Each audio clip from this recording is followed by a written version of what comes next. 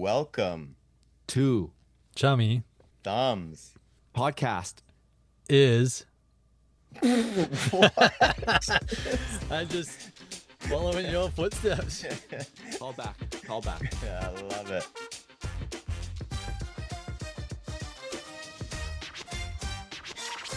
All right, everybody, welcome back to Chummy Thumbs, the podcast where we dissect the latest in film and television, exploring what captivates us and what leaves us wanting more. I'm Justin, joined by Hayden and Shao.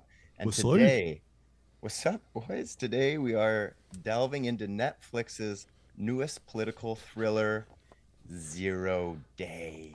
Dun dun dun. We'll be discussing it. Then we're going to play a couple games. We're going to bring back the whore's mouth game, which is where I throw out some famous sayings and the boys got to try and guess the origins. Yep. And then trivia is a little bit tough for this one. So we're just going to do a game of Two Truths and a Lie, De Niro edition. I love that. But before all that stuff, 0 Day. This series has already made waves, not least because it marks Robert De Niro's debut in a leading television role. We will be discussing episodes 1 and 2, and in episodes 1 and 2, we're introduced to former U.S. President George Mullen, portrayed by De Niro, who is thrust back into the political arena following a catastrophic cyber attack that cripples the nation's infrastructure. The attack, lasting just 1 minute, results in widespread chaos and numerous casualties. Current President Evelyn Mitchell, played by Angela Bassett, appoints Mullen to lead a special commission to investigate the incident and prevent further assaults. As Mullen assembles his team, including his former aide Roger Carlson, played by Jesse Plemons, and his daughter, Congresswoman Alexandra Mullen, Lizzie Kaplan, he confronts not only the external threat, but also personal challenges. Signs of his declining mental state emerge, adding layers of complexity to his mission. The narrative intensifies as the commission uncovers clues pointing towards potential domestic involvement, challenging initial suspicions of foreign adversaries. Throughout these episodes, 0 Day weaves a tense and intricate story that mirrors contemporary concerns about cybersecurity and political polarization. The series raises questions about truth, leadership, and the fragility of modern society in the face of unseen threats. So, is 0 Day poised to be the next standout political drama, or does it struggle under the weight of its ambitions?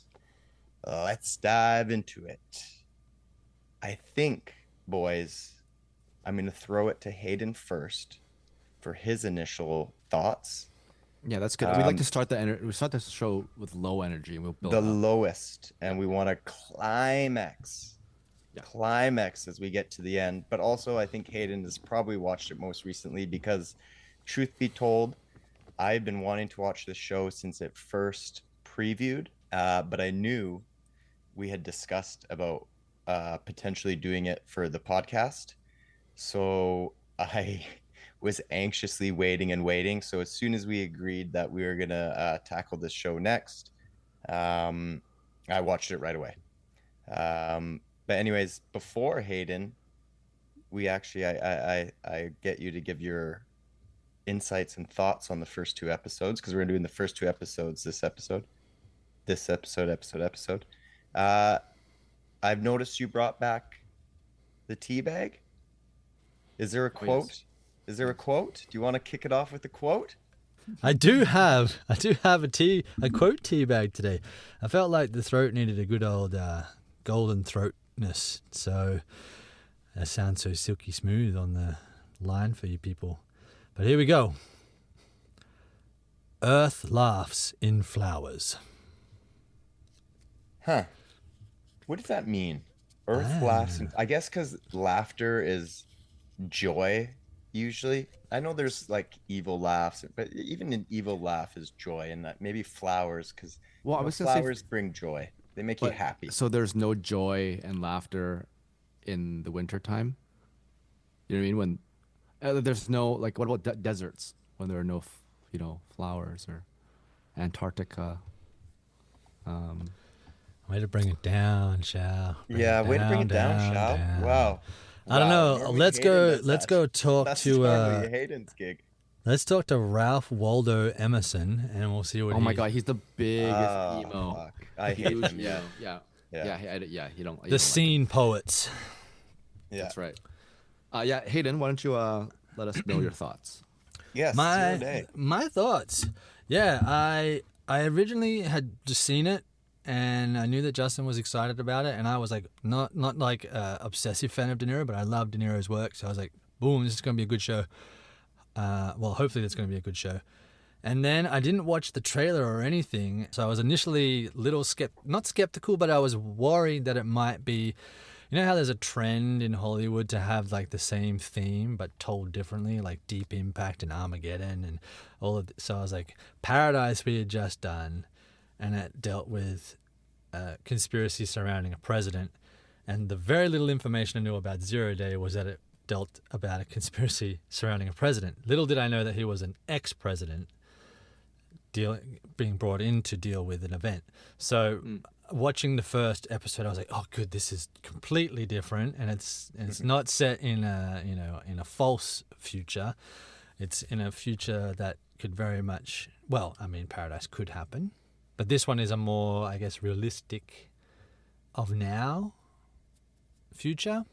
And then I was like, oh, I wonder if this De Niro is an executive producer, so I was wondering if he's going to have a lot of say on what the political angles are that are told in this, because he's been very vocal about previous administrations that are now back in it.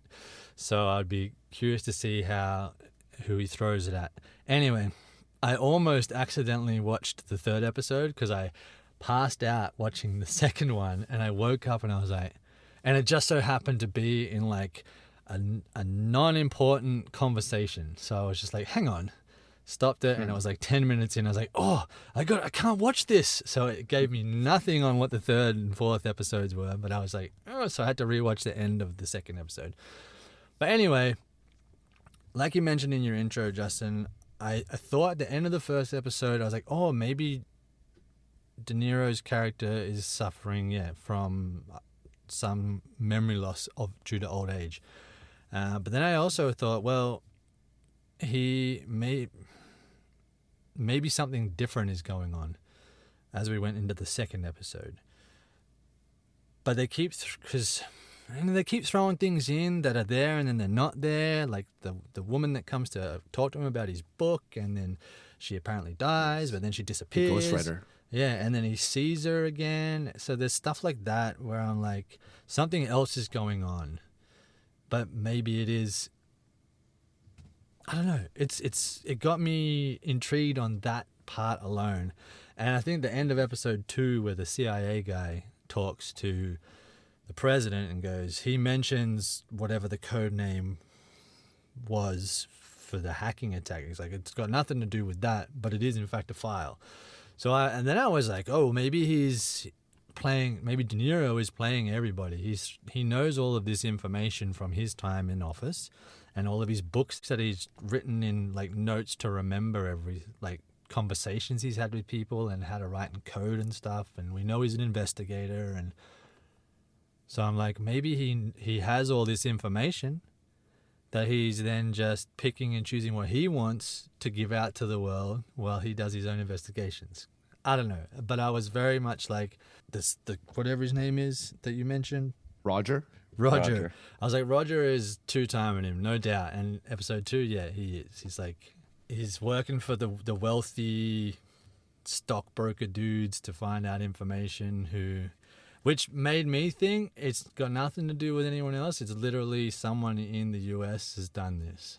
Like, it starts off like high intensity, and then and then it shows you what that event actually is at the end of the first episode. He's not actually being pursued by anyone. It's literally his handlers trying to get him out of a room. They think he's in trouble. And yeah, I was just like, I am curious. It's only 6 episodes long. We're 2 in it already. I'm like, which is kind of good. It's going to play like a long movie, like a Scorsese length, 3.5 to 4 hour movie in total, which I think will be right up De Niro's avenue in terms of him being able to like do a good character arc. Mm-hmm. But I think a lot of things are going to get thrown at us in the next like 3 episodes, like a lot of things that might make it a little bit too confusing for one time watching, but we'll see. Mm-hmm. Shao? Yeah, I think that there were parts where I thought it was a little slow in terms of pacing. I think it starts off with a bang, how we love it, with all that intense stuff. And like Hayden said, you do find out after that it's just his own people trying to save him. When I'm like, he could have just said, "I'm okay." Yeah. You know, I just need a minute. I'll be out. just when I'm one done. minute, 1 minute. But yeah, even though I said it feels slow, there's a lot of information in there that I feel like some people can easily miss. I watched it once and I had to go watch and read up a bit of a recap, and sure enough, I did miss a couple of things. And yeah, at this point, I feel like it's too early. There's a lot of questions still. Prior to watching the first episode, I didn't watch a trailer as well, like Hayden, but I did look up reviews, and I also noticed that it didn't get much noise after it came out, because when it first was being talked about, it was all about Robert De Niro's first TV show or whatever, and then I was really excited for it, and then saw the cast, great cast, and then I didn't hear anything for it for a while, which usually means it's not doing very well. And last I checked, I think you don't have to always go off the scores, but the scores were having it around 6 or 7 out of 10, and for right now I tend to agree with that, because I don't know, I do want to find out what happens, but I'm not nearly as engaged into this as maybe like Paradise or Skeleton Crew or something like that. Whereas when we watched that, I wanted to watch the next episode right away, but I had to wait. You know what I mean? Whereas this, I was like, okay. So I hope it does, pick it up. We do have a bit of a cliffhanger with the guy talking about Proteus, I think is the name of the file or whatever, and he says that it's something that President or former President Cullen thinks he knows what it is, but it's not. So yeah, I think there's potential, but as of right now, I'm sitting at like a 6. I'm a little bit on the fence, right, Hayden? It's the best place to be, as long as you got a nice comfortable fence post. Comfy. Yeah, I have to agree with you boys. I was so excited, and a lot of times, and I've talked about this before on the podcast, when I'm really amped and really excited to see something, and the expectations are so high, sometimes it's really hard to live up to those.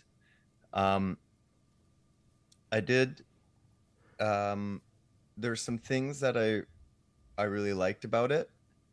I think there's some interesting themes that got me thinking right away in the first episode. I thought the way episode 1 ended, with him looking for Hector, or the guy that helps him around the house, and then it's somebody else that's in this kitchen at the end, and he's like, "Who are you? Where's Hector? Where is he?" And then his wife comes in and is like, Hector quit 5 years ago, and it's kind of like, whoa, like, is this guy, he's got like dementia that he's hiding, or like early Alzheimer's, or something going on. And then so when it got to episode 2, and then he would see things or hear things, or I found in episode 2, I was like, I don't know what to believe anymore, and it bothered me a little bit, because I get that's, that adds like a layer for the audience, like, because it kind of puts you in his shoes a bit, like, what is real, what isn't real. I don't know if you guys had that, maybe it was just me, but I was just questioning a lot of things. But it does add like a unique twist to it.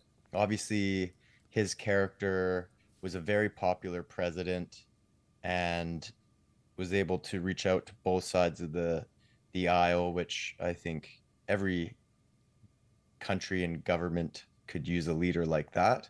And was probably going to be reelected again, but then chose to drop out of the race kind of late.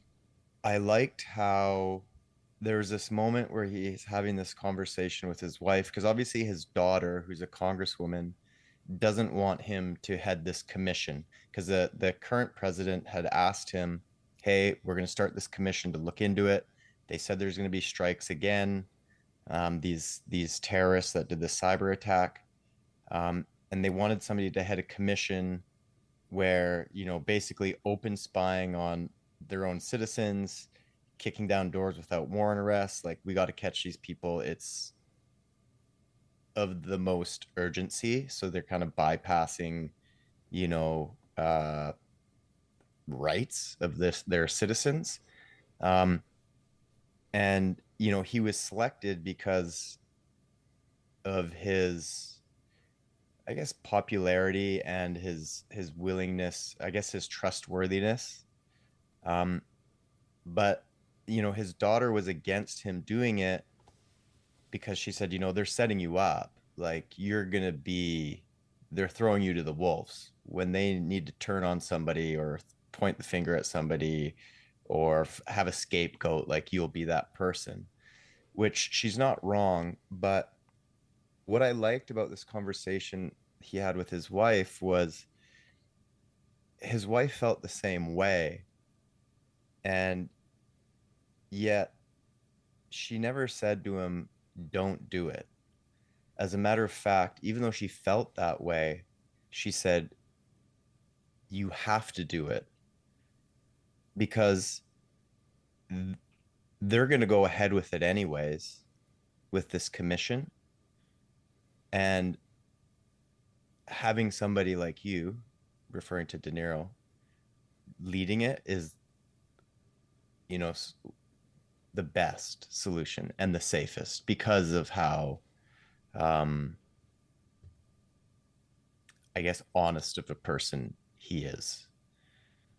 So I do like that take on that, being that, and he makes the decision to do it where he knows the risks, but sometimes you have to put yourself at risk for the greater good. So I did, so I like how they sort of wove that into it, and it wasn't just like, yeah, you need to do it. Yes, do it. I'm going to do it. Like, they added that just extra little layer. And then having his daughter, who's a congresswoman, being sort of in charge of the oversight committee, who is going to be making sure that the commission is,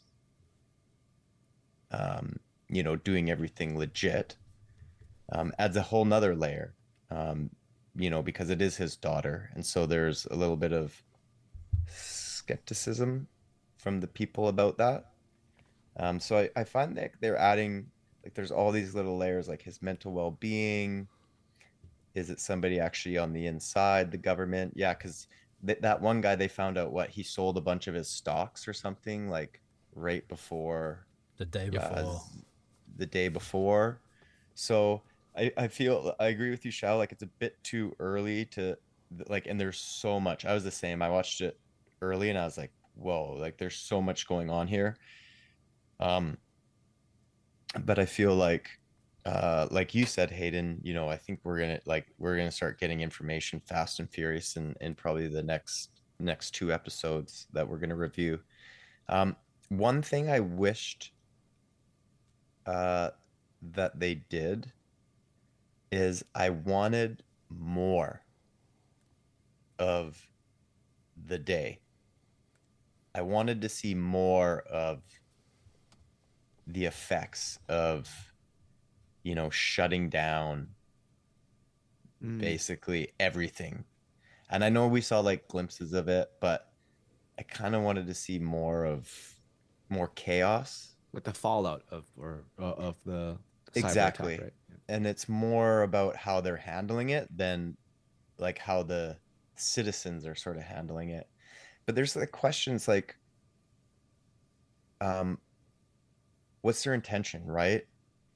Uh, because they just did it for a minute. Like if they're terrorists, why didn't they just do it permanently? Why wait 3 days? Why not do it for a minute every 24 hours?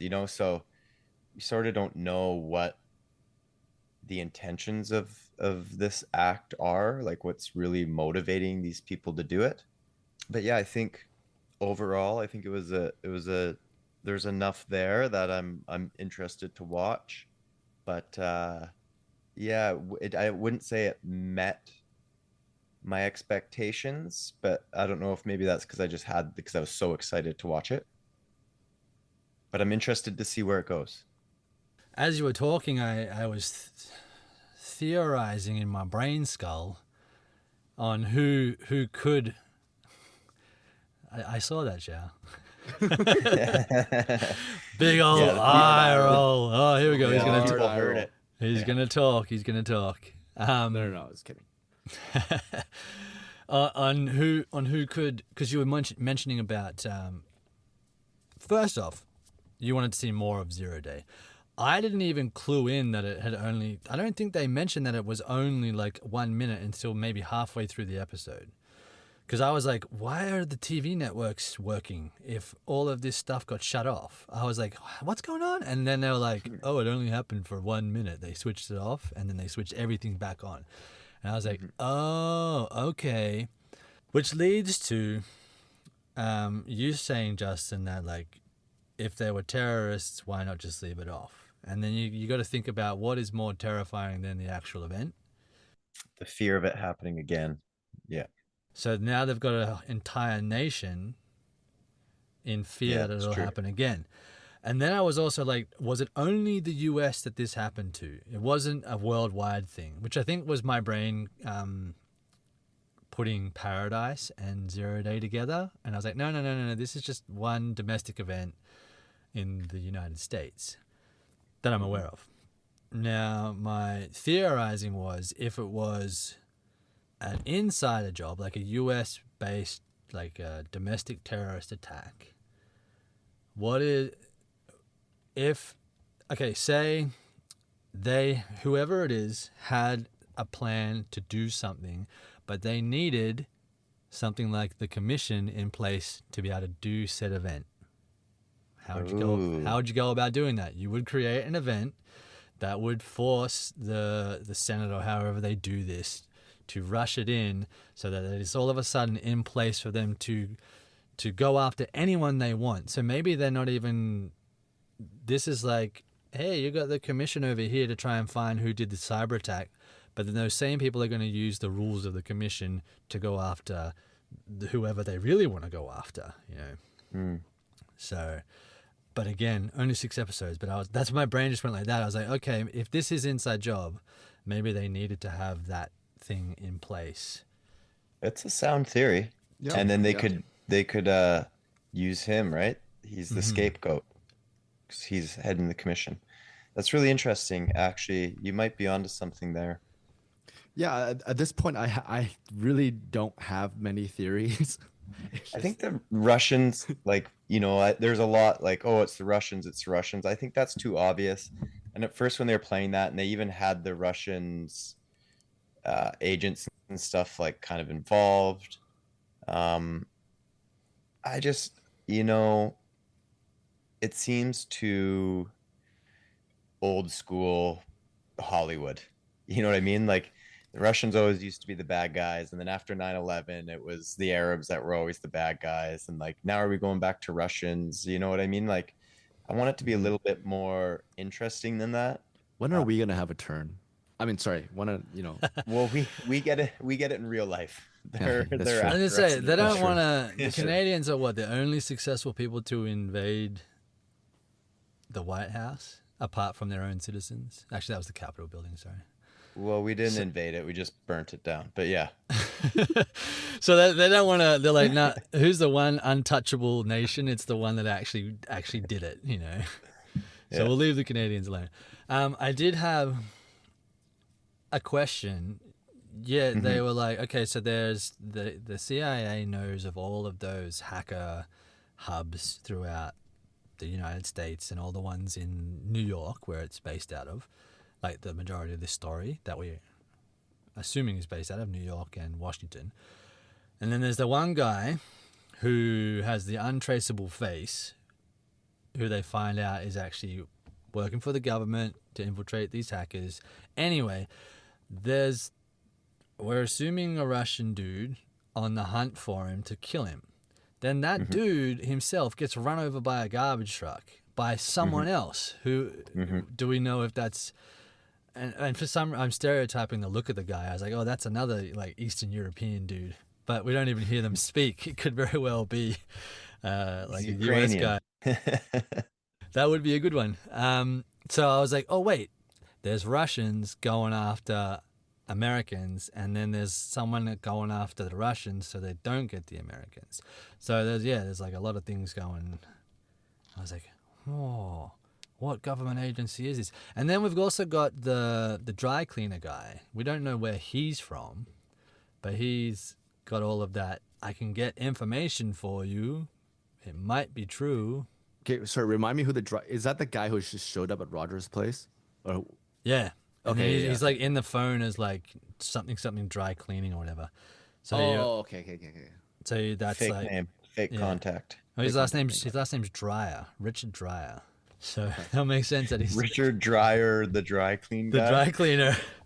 Because he's like, I've got some information, it might come true, and then he calls him back and he's like, what I said was true, and you might not hear from me again, or whatever he was saying. Right.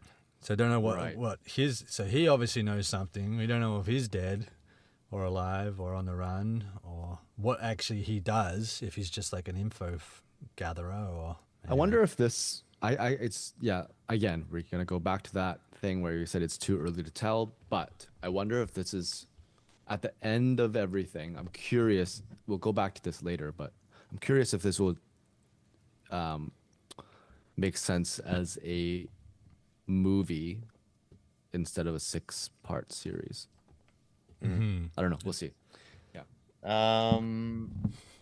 Before we get to the horse mouth game and 2 truths and a lie, I do want to bring up this question because I think it can be a difficult question to answer. And fuck, Hayden, no offenses, okay? no offenses. So I had to be definitive. You got to be definitive. It's Shao's turn to be on the fence. Now, this is obviously a serious threat to the U.S. Say whatever country. It's a serious threat, right? You're completely vulnerable. We rely so much on technology, and a cyber attack of this magnitude is totally dangerous. I mean, look, it was out for a minute, systems were out for a minute, and there was like over 3,000 people dead, mass chaos. Do you think forming a commission and giving that kind of power to stop a potential next threat is worth it? As a citizen, let's not even say as a politician having to make that decision, but as a citizen, is that something you would be okay with given such a serious threat? Or because it's so easy to be like, well, it happened once, I wasn't affected, only 3,000 people. So use the USA, for example. There's like 360 million people there or something like that. 3,000 people died. It's like, that's in the grand scheme of the population, tiny. So I feel like a lot of people's mindsets would be, I'm safe, right? Wasn't me. Yeah. But let's say it happened a second time and they held it off for 2 minutes and 10,000 people died. So let's say that. Let's not say off the first time. Let's say it did happen a second time and more people died. Or even at what point, let's say that, let's do that question. At what point would you be okay as a citizen giving up your privacy rights? Now, keeping in mind you're innocent, you're not involved, the chances of them coming and kicking down your door are probably less than you being affected by the attack. Are you okay with giving that up? As a city, I mean, there in my mind, there to dumb it down. There's two sides, and I'm going to pick the middle. Exactly. No, there are two types of people, right? There are people that have a moral code, and there are people that don't. So, if your morals are there and your ethics, you would have to say you were not comfortable with it. And I would be like, because there could be many, and this might also be my police brain leaking through. If that happened, I'd be like, no, like you can't just have unlimited powers to take. If someone looks at you sideways wrong, like no, because it opens too many ethical questions. And my personal opinion, and I'm on a side for this one, is I don't agree with that sort of thing being put in place, because it would create more chaos in the short term than it would solve. So would there be a point for you, you think, that it would hit where the danger, the outside threat was so real, or you're firm like no? Like you could Because have, again, you're not like, you wouldn't be a suspect. So how is it going to affect you? that's what I How's it mean. going to Like affect 90? How's it going to how much is it really going to affect 99% of the population, if not higher, 99.9? Like, but that's what I'm saying. Like for that one threat, if it gets dissolved, if the commission style organization gets dissolved after that one threat is dealt with, then that's different. But if it's something that's in place for all future threats, there's no no, I was just way. talking about for the incident. Yeah, not for all. I was like, for the incident, Yeah. okay, your brain would be like, oh, what about all the innocent people that they're going to wrongly accuse of? But if it gets to, you weigh up your That shit already safety, happens. your safety versus the grand scheme safety of the nation. Yeah, you would be like, okay, do what you got to do, because there's 300 million people that are at risk. It depends on where your moral code, your compass points, and on whether you want 0 people harmed, regardless of whether they're evil, or if you're okay with the deaths of a few to save the many. This is like a perfect example that they give to you out of a textbook on this kind of scenario. So it's a very good question. Mm-hmm. So Well, this kind of brings back a little bit like Paradise too. There's like a dilemma. There's like a moral question, ethical question about a little action leading to a grander, bigger reaction. There's going to be a domino effect thing that can, it'll open a door to other things, and those other things could lead to more catastrophic results.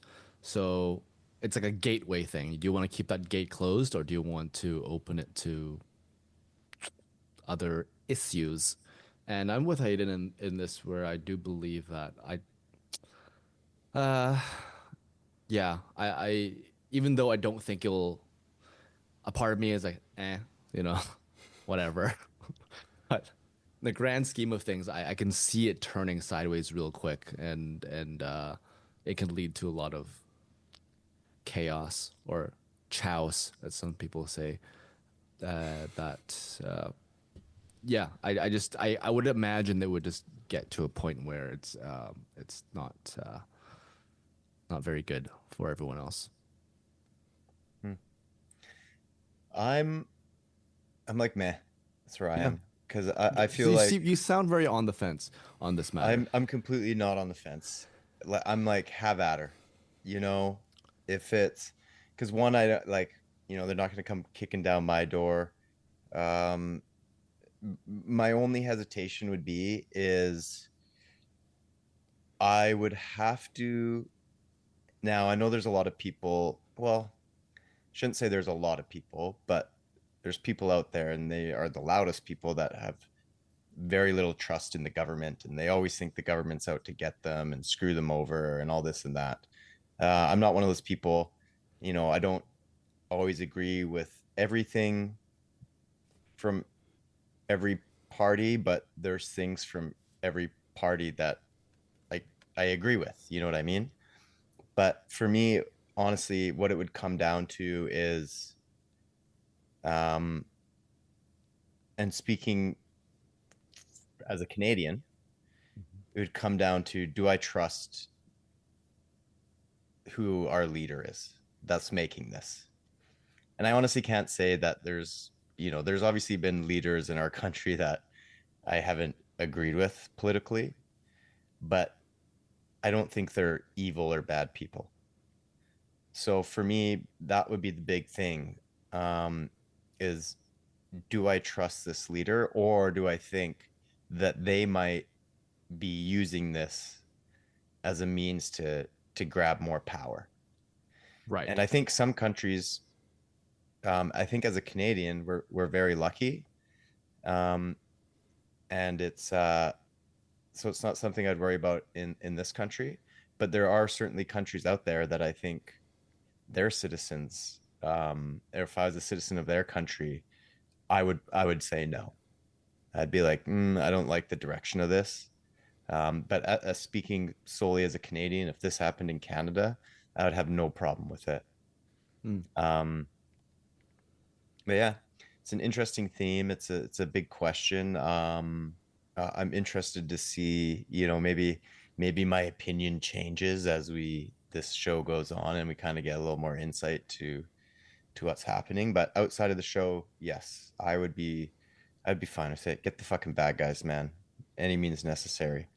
And if you're not involved, but the police are kicking down your door, they're kicking down your door for a reason, because either they think you're involved, or a party, or you're friends with somebody. Well, then you should just go with them and answer their questions, because the big picture, the greater good. And I do think there are casualties. Yeah, I forget the term for it. Something Collateral damage. casualty. Collateral damage. That's it. Nice. Now point- I think 1 there's point for you.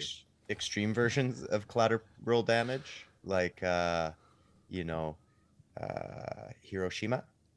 I don't think that's a fair example of collateral damage, but if we're talking a few bad guys, 10 bad guys, 100 bad guys, or whatever, that maybe aren't directly involved, but they have their sort of freedoms infringed on, then I'm okay with that. Maybe that makes me a bad person. Maybe that makes me a communist. I don't know. There's a little bit of commie in everyone, I feel like. There's a little bit of commie in everyone. Yeah. And I It's a think spectrum. it's a spectrum. Yeah. Yeah. Not full commie. No, you're not full commie. So I think we'll end those reviews, analyzing, Freudian whatever. slip. Yeah. Let's leave that there. Let's leave that question there. And let's move on to the whore's mouth. And just a reminder for people, this is a game where I give these two fine gentlemen a popular saying that people use a lot, that maybe you don't know where the origins came from. And I'm going to give it to these two boys, and they're going to be creative in their creativeness and give me their best guesses as to where they think. And because we're not doing trivia, I'm just gonna give points to who I think gave either the best answer, the funniest answer, the most creative, whatever I fucking feel like, because it's my game. So You're in charge today. now I'm gonna be upfront about this game. Each of these sayings, I didn't go fucking put on my nerd glasses and roll up to my nearest library and go through books and books and books and Kindles I was to saying really Kindles. dig out the origins. I used the old trusty handy internet where we know everything is right. And so these are the origins we're going to go with. And if you think I'm wrong, feel free to message me and tell me that. I dare you, because because I'm not. Anyways, wow. I Here we don't know go. where that little bit of anger came from. Okay. Number 1. Do you guys want me to pick who goes first, or Sure. do you just want to jump in? Depends. Okay, Are we we'll go- both? Are we both Yep. doing the same? Are we giving Yep. one? Okay. So Yeah, you're just- both doing the same thing. So the first one is let the cat out of the bag. Yes. Yes. the origins of that. Yes, origins of let the cat out of the bag. Well, let me just throw it off to Hayden right away that, this saying, Hayden, if you can just use it in a sentence for me, to let something let the cat out of the bag is like to reveal, A secret of something. like no secrets. Let the cat out of the bag, right? Correct. Yes. Sure. Okay. So that meaning, yeah. Meaning Yeah. just in case some of the viewers aren't familiar, right? We have international viewers, Yes, listeners that's- rather. that's so true. let's So I'll do explain it- a little bit of that. They might first. have a Yeah, different I animal and will- a different object.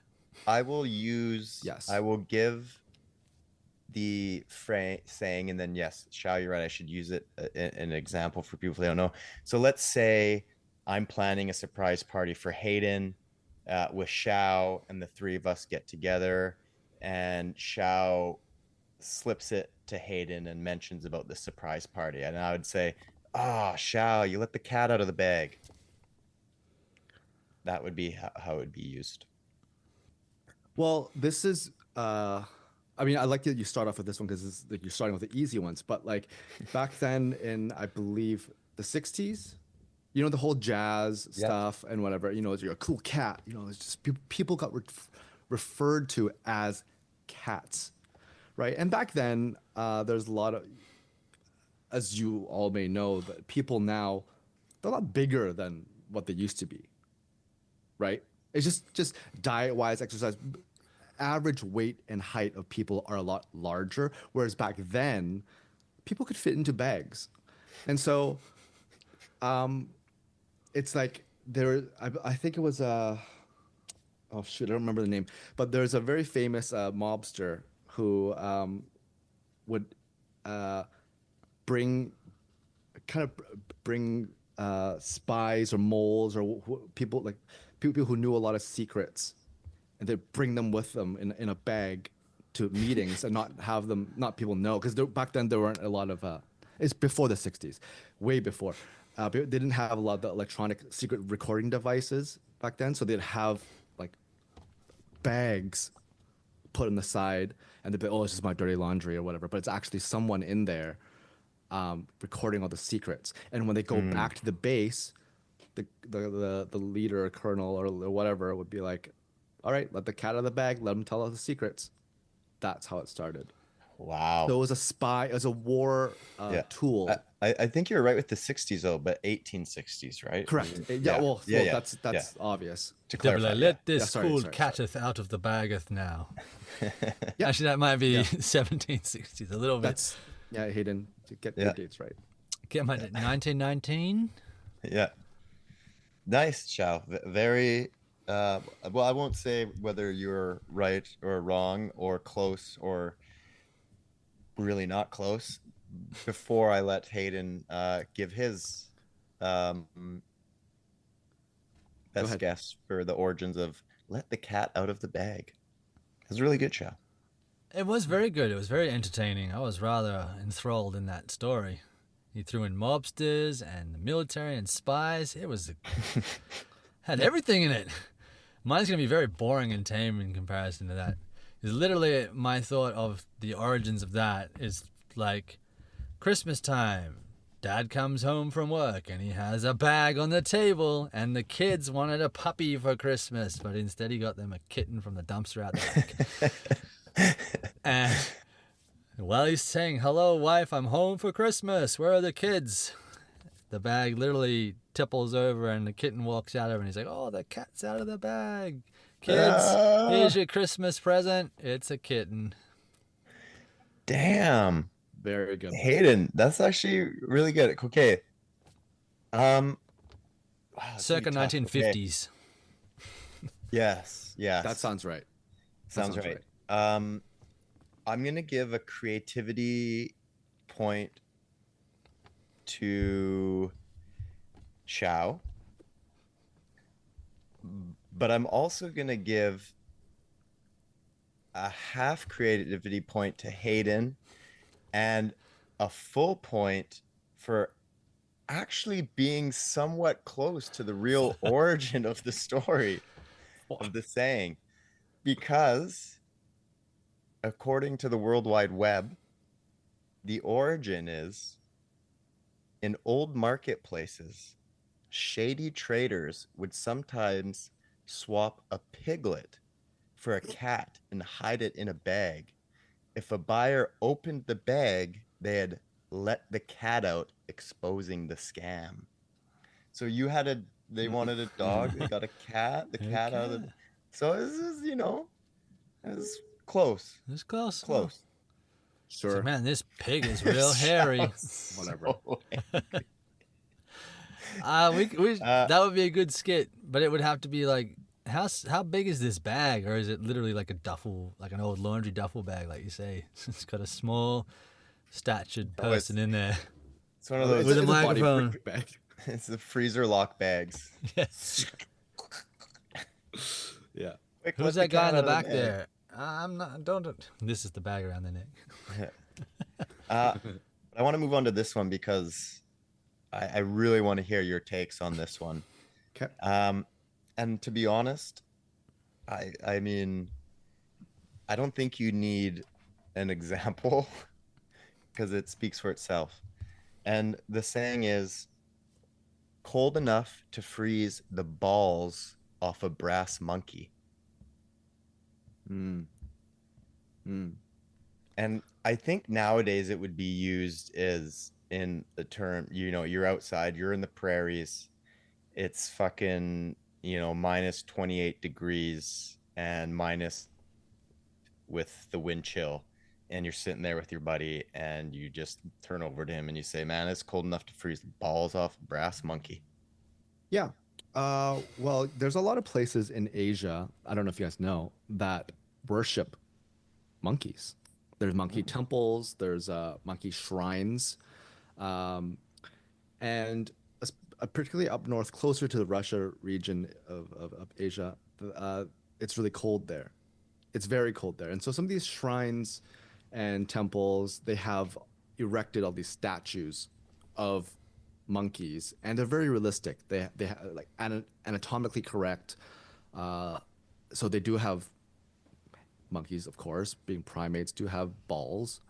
So and statues are brass. They're made of brass and all that stuff. So when it gets so cold and frigid that it does crack and it does fall off, some of these it gets damaged. So it's very simple. It's not like a crazy, like, kind of weird diverted way of the saying. It's just, it's so cold. I'm saying that it originated there, Right. the saying. Yeah. And it's just so cold that even the statues, these brass statues, would crack, and the balls of these monkey statues would fall off. So it's just like, I can't remember. I remember reading it in history class that it has to be like negative, like, I can't remember, What's the freezing negative, like, temperature 100. of brass? Yeah. Right. I mean, like, because like in my high school we did Kelvin instead of like Celsius or Fahrenheit. So it was like close to absolute zero. It was like around like 9 Kelvin or something like that. Right. Yeah. Remind me the formula how to convert Celsius to Kelvin again. So for example, 20 degrees Celsius, you take 20, you square root it, and then you divide it by pi. 3.14. Yeah, divide pi, and then you in brackets. Yep. Inside the bracket, it's for some reason it's like 4 cubed y3 or something like that, and then you add it all together, and that's Kelvin. Dang. I was That's never right. good at algebra. I was never good at algebra. No, there's a lot of algebra involved in converting Celsius to Kelvin. I have Yeah, a quick yeah. question. Yeah, of Are course. the brass balls on these monkeys, are they like polished because everybody touches them for good luck, you know? Yes. Yes. Right on. You've done that before, clearly. No, I've been to So- like places like Rome where there's saints where you like touch the feet of the saint and it's good luck or whatever, you know. Yeah, that's the same. That's the same because like in cultures in Asia, in particular, Tibet, Nepal, where it gets really cold. Yeah. Is it true as well, Shao, that the Farley brothers, when they were making Dumb and Dumber, and the scene where Lloyd got his tongue stuck on the pole, yes. on the pole, Yeah, was yeah. inspired by their earlier trip to Asia, coming across one of these brass monkeys, and because of the good And- luck, all the Asian boys with their tongues frozen on the brass balls. Yes. Yes. Okay. Yes. I don't. You probably heard the commentary for Dumb and Dumber. They Yes. did talk about that. Yeah, they did. Their Yeah, trip to that's right. Asia for research. Yeah, yeah. Yeah. I got nothing on this. I was, again, enthralled by your algebra, 2, your history of the world. Yep. Geography. Freezing the balls off a brass monkey. See, my brain goes to the Beastie Boys song, and I didn't hear the term before that song. And then I was like, brass monkey is a drink, so I don't really have anything more than that. Freezing the balls in my brain off a brass monkey would literally just mean that your cocktail had been sitting on the bar too long, that the ice in it had melted and it overflowed. It's very boring and very dull. I'm gonna take away Hayden's points, all of them, and I'm just gonna transfer them. I got too invested in the last story and I lost whatever I you had just- pre-made. So I was like, what's the closest I've got? I still don't know what your answer is. Shao, you have them all. Watered down The- cocktails. That's what mine was. Watered down cocktails. Actually, no, that is not right or close to right. So I the knew it. origin of cold But enough wait. to freeze. Shaz Yeah. is closer to the origin than mine? We'll find out today. Yes, actually it is. Here we In- go. in I a love weird, learning stuff. in a weird roundabout way. Because they're balls. Origin. One theory suggests, Oh, a theory. because some are just so old, just like Asia, that Mhm, to mhm. pinpoint it exactly is hard to know. But one theory suggests that on old warships, so cannonballs were stored on brass racks called monkeys. In an extreme cold, the metal, as we all know, contracts. So in extreme cold, the metal would contract and the cannonballs would roll off. Therefore, it was cold enough to freeze the balls off a brass monkey. I freaking So- knew that one as well. As soon as you said that, I was like, ah. Oh, Did did you you? really? Dang. Did you really? I did. As soon as you said the ships and the cannonballs, I was like, oh, fuck, it's when the cannonballs roll all over the... I wouldn't have known it exactly right, but Yeah. I can say that in hindsight to make myself sound semi-smart. Yeah. But yeah, we yeah, really yeah, know yeah, that yeah. I'm not. Yeah. Yeah. In hindsight, I can say all. of Yeah, those in answers hindsight, I'd correctly. get it exactly right. Yeah. Yeah. I'm just weird. I'm not smart at all, folks. Okay, so for the last one before we move on to Two Truths and a Lie, De Niro edition, we are going to go with the popular phrase, put a sock in it. Now, Yes. if I think I use this one daily with my children. You know, I get home from work and it's just, yeah. And it's just like, God damn it. Just put a sock in it, would you? Mm-hmm. Just quiet. Enough. No more. Put 2 socks in it. Yes. Do I need to take my underwear off? That just got weird. Okay, so I'm going to throw it to you. All right. Well, this is again This is Well, wait a minute. I just want to clear one thing up. That was Yeah, very, very. Go ahead. what? I just Okay. realized I just threatened to take my underwear off. Anyways, I wouldn't be surprised if you're actually not wearing anything right now underneath, but this is obviously. I wish you would have picked a harder one because this one I know. Uh, Ironically, I think we always make fun of this date, but it's like 1919. They're back when radiators were commonly, in households. It looked very different from what we are used to now in terms of radiator, because back then, it gets cold or whatever, but radiators back then also made a lot of noise, and it looks more like a container versus like those what we're used to now with like the kind of, I don't know how to describe this. Everyone knows what a radio looks like, but back then, it's more of like a little kind of like a bucket thing, and they have like something that heats it up in the bottom, but then it would make so much noise that they don't know how to muffle it, right? So as you do back then in 1919, men would just tell the women to do some of the stuff, and then they'd be like, just here, just put a sock in it. Just put a sock in the radiator and just quiet it down so we can enjoy some music off of our, what's it called, Hayden? That giant thing with a horn. A gramophone. You play music. Yes. So it goes hand in hand. You need one of those, and then back then they couldn't listen to music because of the radiators. So the man would tell the woman, put a sock in it. Put a sock in the radiator. That's a whole line before they cut the radiator apart around 1925. right. But before it was put a sock in the radiator, which means just make everything quiet. So I can see why it got evolved into, put a sock in it, put a sock in someone's mouth to shut them up, because it was a noise thing. But back then it was more so to do with the radiators. Yeah. Nice. Very good. Very good. So you know that one because it was about men telling women what to do, right? You seem very 100%. adamant. Oh, yeah. 100%. Yeah, I got told by my father and his father, like, it was, Sure. yeah. I have home footage of my dad saying it. He's And got his home dad saying footage of his dad yelling at his mom to put a sock in it. That's right. Saying, the my dad traditions." told me this after he licked those brass balls. Yeah. That's right. Gotcha. Mine's a little bit more modern retelling and a little bit more risque. But you mentioned your kids, so I was like, I don't want to talk about mine now, but then you made it weird by taking your underwear off. So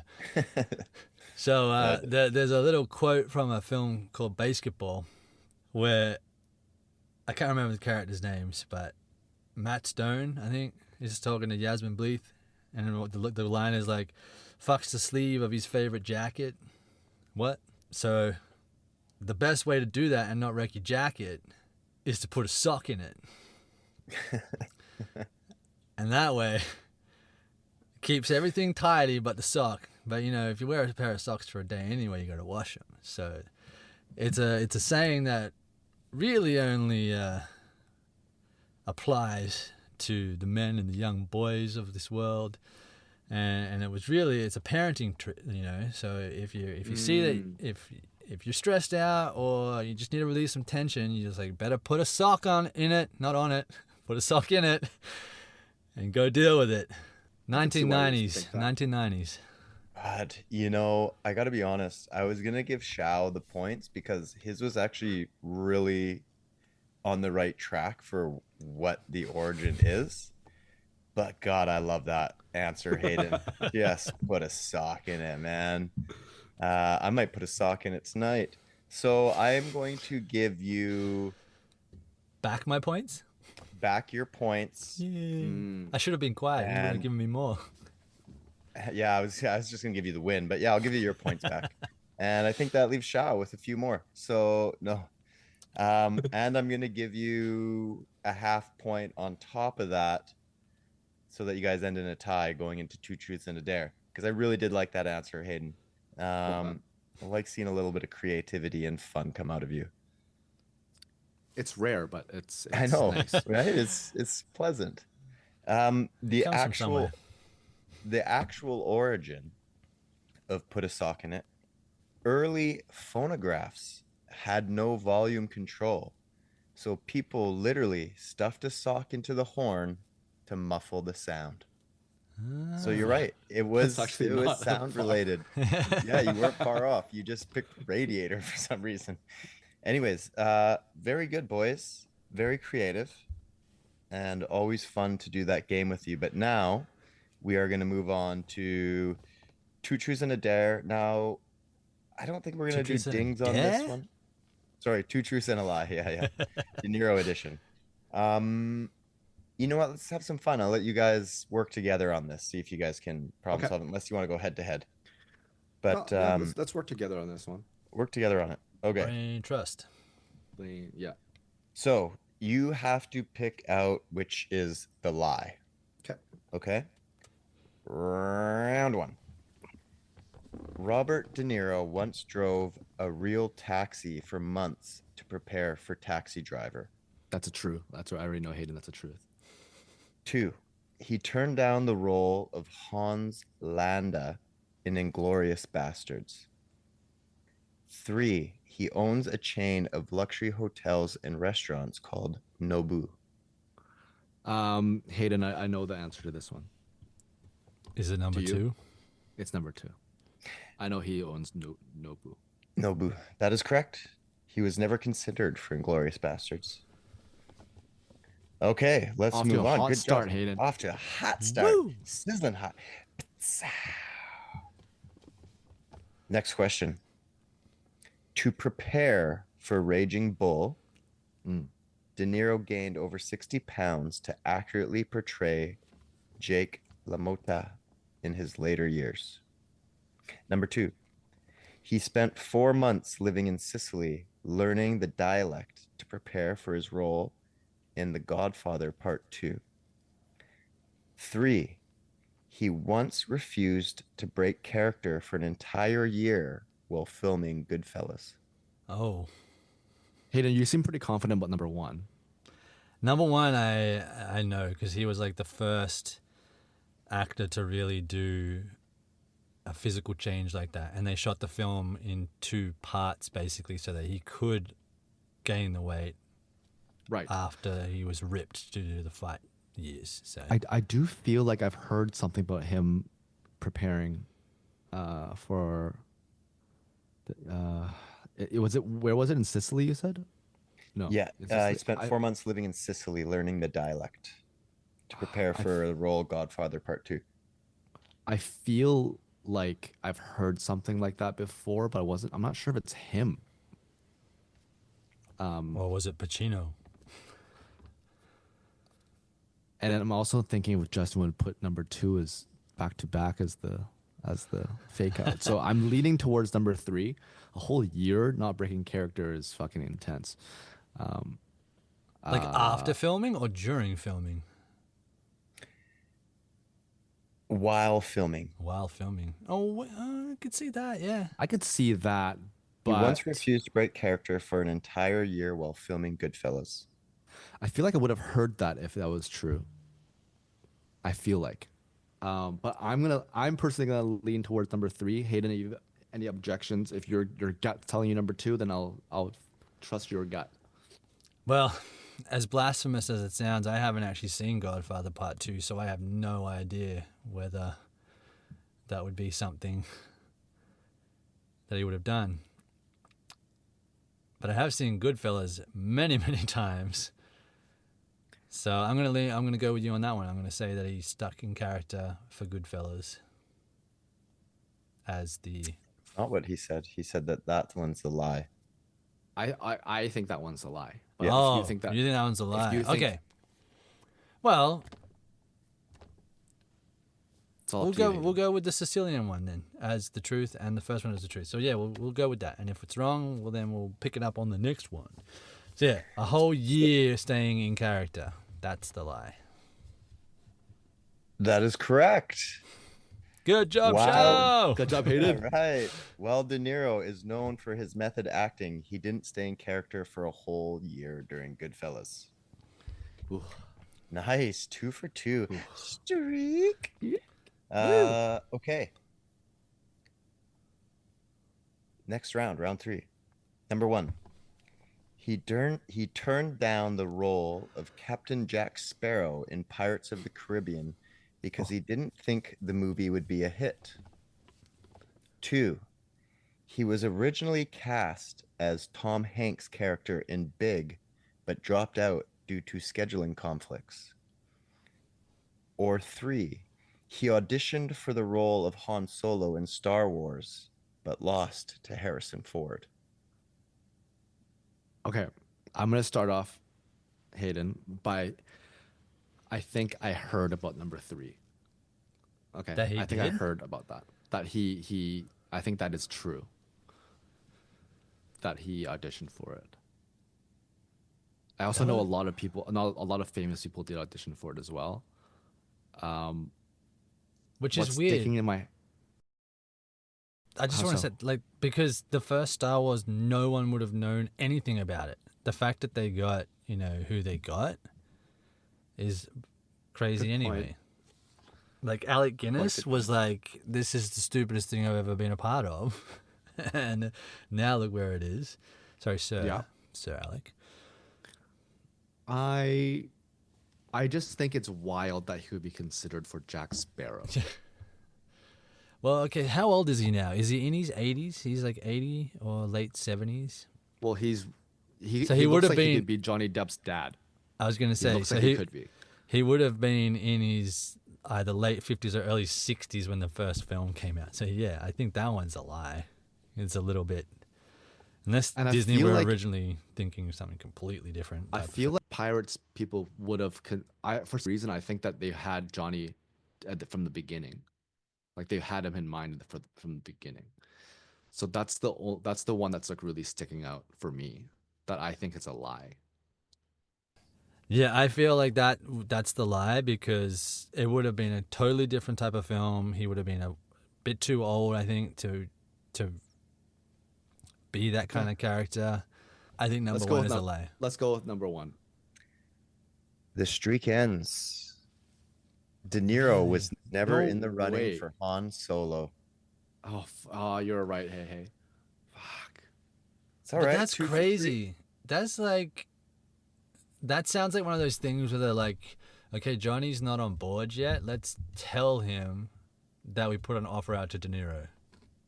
Just to kind of rope him in, Yeah. Dang. Okay. We were never getting it, but we put an offer out. Round 4. De Niro was one of the first major actors to use digital de-aging technology for a leading role. That's obviously for The Irishman. He has been, number 2, he has been officially banned from entering China due to his outspoken political views. Or 3, he once worked as a professional boxer before becoming an actor. Ooh, these are good. Hayden, are there any that you're for sure? I'm very high, like A plus 90s, that he was one of the first actors to have the digital de-aging technology Okay. for The Irishman. So that one I'm certain of. That's why I think too. And then so I feel like I don't think I've seen anything that he's in that has been played in China.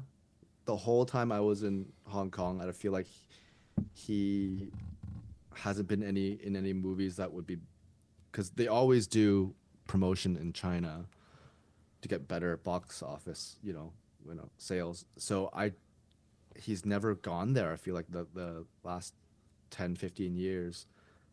So I'm kind of leaning towards that one, but sorry, what's the last one again? Number 3 is he once worked as A boxer. professional boxer before becoming an actor. I feel like that one is somewhat true because he's from New York, and Yeah, I feel, and then I feel like that could be true. it might not necessarily be De Niro who's the issue with the Chinese government. It might just be the content of his films. I don't think, but at the same time, I feel like I would know about it if he was banned because I know Hong Kong really likes him. Netflix had Godfather and stuff like that. So I'm kind of leaning towards, and I know Justin might throw in some tricky shit like, oh yeah, it's obvious that he could be a boxer. So I feel like that could be a little bit a red herring as well. I'm gonna be a Hayden and be on the fence, but my right cheek is leaning towards boxer. Being the lie? Yeah. I am gonna be pushing the left cheek further over for you so that it's all on the one side. And say the same thing. I think we might be deceived by how good he was in Raging Bull, in that he maybe had a past as a boxer, but I think that might be the lie as well. Yeah. Okay, lock it in.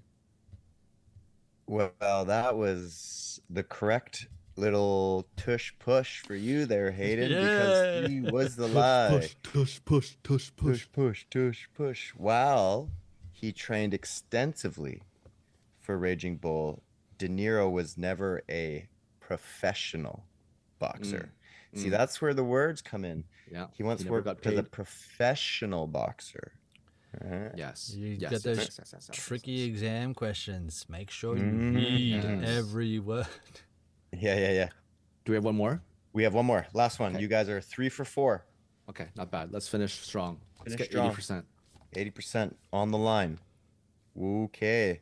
Hayden, this one might be more up your alley. This is De Niro and awards. Oh fuck. Okay. Okay, here we Hayden- go. Hayden would know Number this 1. He has won 2 Academy Awards, 1 for The Godfather Part 2, and 1 for Raging Bull. Number 2, he once won a Razzie Award for Worst Actor for his role in Rocky and Bullwinkle. Number 3, he was nominated for an Oscar for his performance in The Irishman. I'm going to say number 1 is the lie. I'm pretty sure he has 3 Oscars because he also got one for Silver Linings Playbook. So that would give him 3 Oscars, if I remember correctly.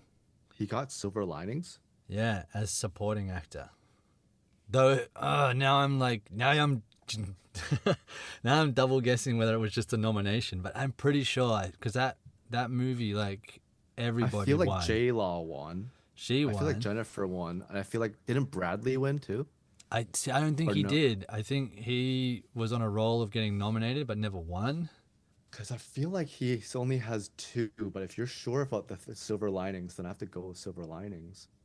And then you can throw it in my face if I'm wrong. But what Rocky and Bullwinkle, I can see that I getting can a see the Razzie. Razzie. I can see a Razzie. I think it's 1 or 3. But if you're sure about the 3 Academy Awards, Oscars, I'm gonna lean heavy towards you. I don't know if he's okay. If that's not the case, though, what is the one that's more likely? Third one, I think he did win a Razzie.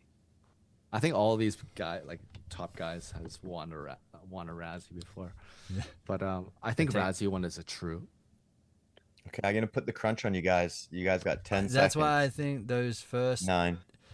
the first one, I think, is the lie. I think he has more wins than that. Okay. Okay. Let's make this fun. I know what Let's you're gonna do. go. We're gonna have different answers. You guys, you're tied going into this last one. So you guys can pick different answers if you can't agree. Okay. Okay, let's make this interesting. I'll go with the third one as a lie. I'll go with Irishman as a lie. And I'll go with the 2 Oscars is a lie. You For are the- both fucking wrong. He hasn't got a Razzie. So, Damn. number 2 is a lie. He was never nominated for a Razzie for Rocky and Bullwinkle, even though obviously the movie wasn't received well. However, he has been nominated for 2 Razzies twice. Once for Worst Actor in Dirty Grandpa, and once for worst screen couple, shared with Eddie Murphy and Owen Wilson for Showtime. So 3 for 5, 60%. We end on a tie. Pretty dang fun though, just listening to you guys kind of try and dissect it. Yeah. Good discussion. Good discussion. Hope you at home enjoyed playing along. Did you get better than 60%? Probably, because you're not as thick-skulled as these fucking nitwits over here. Okay. I hope you liked the Horror's Mouth game. We might bring that one back as well. Hope you enjoyed our initial discussion into 0 Day. We're going to be following along with it. We'll be doing episodes 3 and 4. So do make sure you come back. And you should check it out. I know we didn't give it a glowing review, but I do think it has potential. You know, only being 6 episodes long, it's one you can commit a weekend to and just kind of binge through it. If you've been enjoying us, coming back, or maybe this is your first time, appreciate it. Don't forget to like and subscribe wherever you listen to your podcasts. You can hit us up on socials, most active on the old X. Always reachable by Gmail, chummythumbs@gmail.com. If you want to get in touch with us, you can reach out to us on our socials or by Gmail. We are available.